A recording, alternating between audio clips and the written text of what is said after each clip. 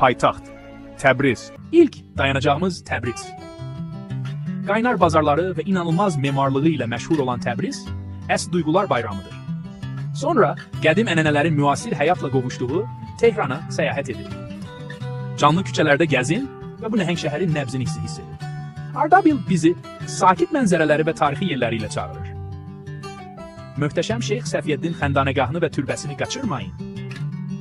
Zəncan özünə məxsus sənətkarlıqları və mehriban insanları ilə sizi gözləyir. Azərbaycan həyatının əs təcəssümünü təqdim edir. Və Qaşqay və Türkmən bölgələrinin canlı mədəniyyətlərini unutmayaq. Burada ənənələr musiqi, rəqs və incəsənət vasitəsilə yaşayır. İndi isə geosiyasətdən danışaq. Bu şəhərlər yeni dövlətin iqtisadi və mədəni mərkəzləri olacaq.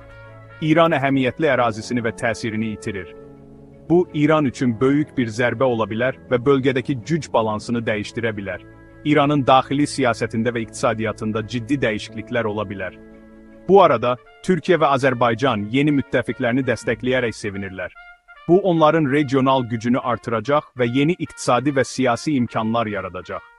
Cənubi Azərbaycan, əlbəttə ki, Türkiyə və Azərbaycanın köməyi ilə milli ordu yaratmaqda vaxt itirməz.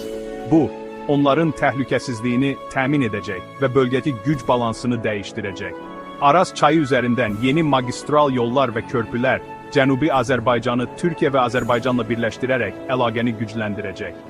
Bu, iqtisadi əlaqələri və ticarəti artıracaq. İqtisadi cəhətdən Cənubi Azərbaycan öz neft ehtiyatlarına nəzarət edəcək və gəlirləri müdafiə, təhsil, nəqliyyat və mədəniyyətdən tutmuş milli inkişafa xərcləyəcək. Bu, onların iqtisadi müstəqilliyini təmin edəcək və yeni iş yerləri yaradacaq. Ümumi mənzərədə müstəqil Cənubi Azərbaycan, Rusiya-Ermənistan-İran nəqliyyat dəhlizini poza bilər və eyni zamanda Təbriz, Bakı və Ankara arasında yeni bir dəhliz yarada bilər.